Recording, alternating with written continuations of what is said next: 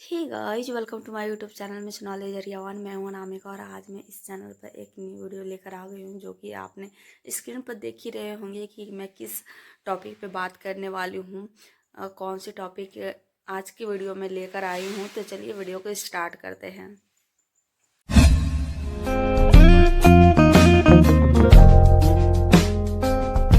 तो गाइस, जैसा कि आपने थंबनेल में देखा है, तो मैं आ गई हूँ टॉपिक को लेकर के।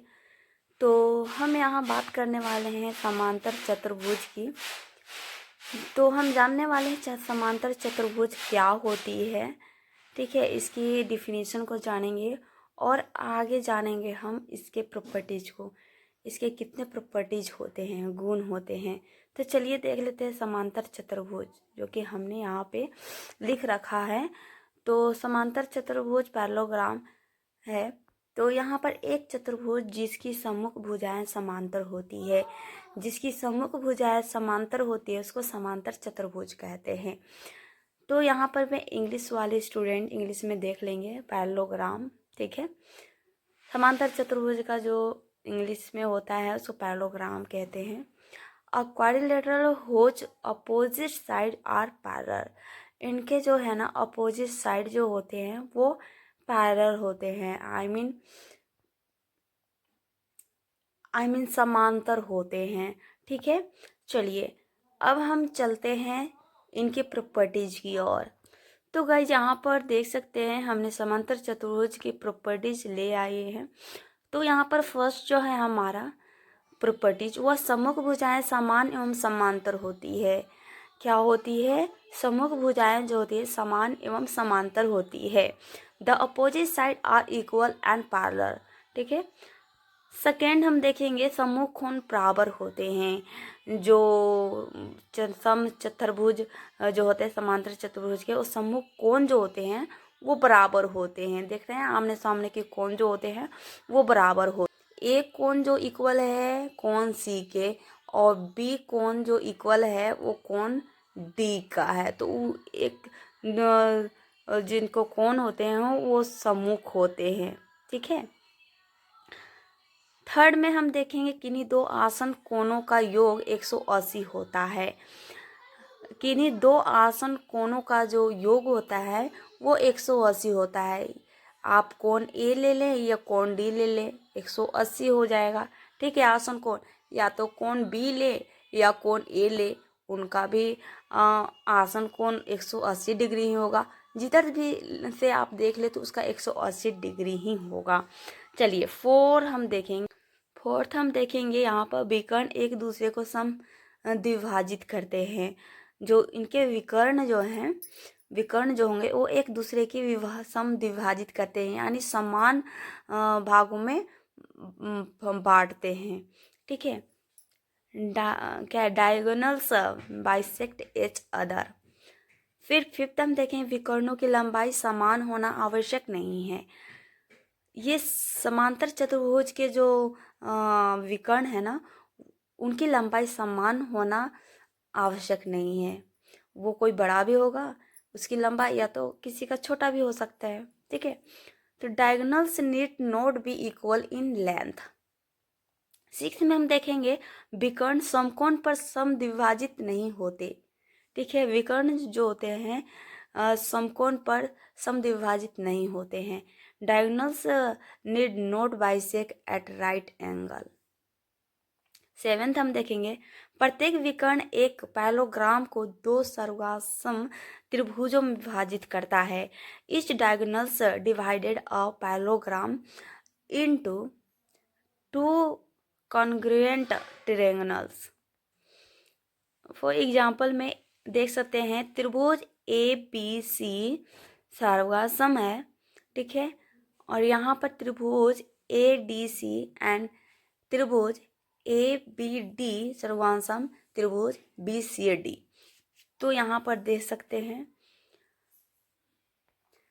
8 जो है हमारा पैरेललोग्राम के कोणों के समविभाजित एक आयत बनते हैं। जो होता है ना, इनके कोण जो है ना कि समविभाजित अगर करेंगे तो ये एक आयत बनेंगे।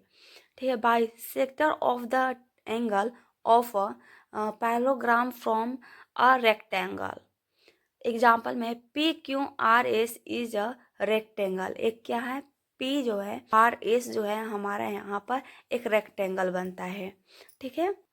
9th में हम देखेंगे एक वृत्त में अंकित पैलोग्राम एक आयत है। एक वृत्त में एक अंकित जो पैलोग्राम होते हैं वो एक आयत होते हैं। फिर 10th हमारा एक वृत्त के चारों ओर परिचालित पैलोग्राम एक समचतुर्भुज है।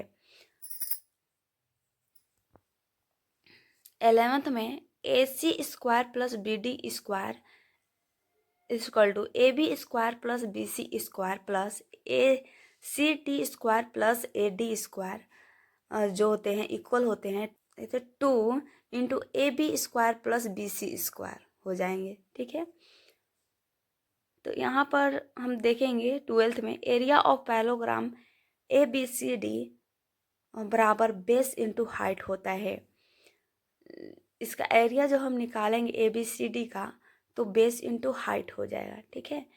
AB इंटू ऊंचाई, इसको इस तरह से भी हम डिनोट कर सकते हैं। AB इंटू AD, इसको इस तरह से भी हम लिख सकते हैं। AB इंटू AD, इसको ऐसे भी लिख सकते हैं।